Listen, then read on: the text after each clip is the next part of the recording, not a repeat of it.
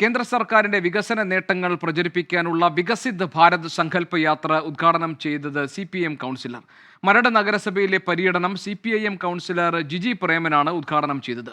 മോദി സർക്കാരിൻ്റേത് ജനക്ഷേമ പദ്ധതികളാണെന്ന് ജിജി പ്രേമൻ ഉദ്ഘാടന പ്രസംഗത്തിൽ പറഞ്ഞു. അശ്വിൻ പാലാഴി കൊച്ചിയിൽ നിന്ന് വിവരങ്ങളുമായുണ്ട്. അശ്വിൻ, എന്താണ് ഈ ജിജി പ്രേമന്റെ ഉദ്ദേശം?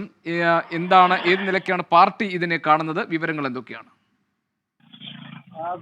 കഴിഞ്ഞ ദിവസമാണ് കേന്ദ്ര സർക്കാരിന്റെ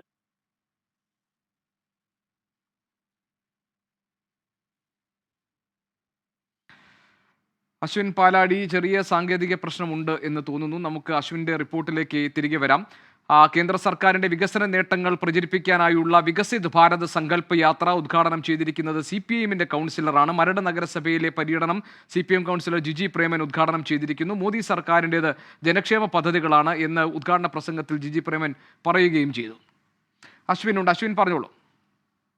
പ്രതീക്ഷൻ, കഴിഞ്ഞ ദിവസമാണ് കേന്ദ്ര സർക്കാരിന്റെ വികസിത് ഭാരത് സങ്കല്പ യാത്ര കൊച്ചിയിലെത്തിയത്. അതിന്റെ മരടിലുണ്ടായ പര്യടനത്തിലാണ് CPM കൗൺസിലർ ജിജി പ്രേമൻ ഉദ്ഘാടകയായി എത്തിയത്. ഉദ്ഘാടന പ്രസംഗത്തിൽ തന്നെ മോദി സർക്കാരിനെ പുകഴ്ത്തിക്കൊണ്ടുള്ള പ്രസംഗമാണ് ജിജി പ്രേമൻ നടത്തിയത്.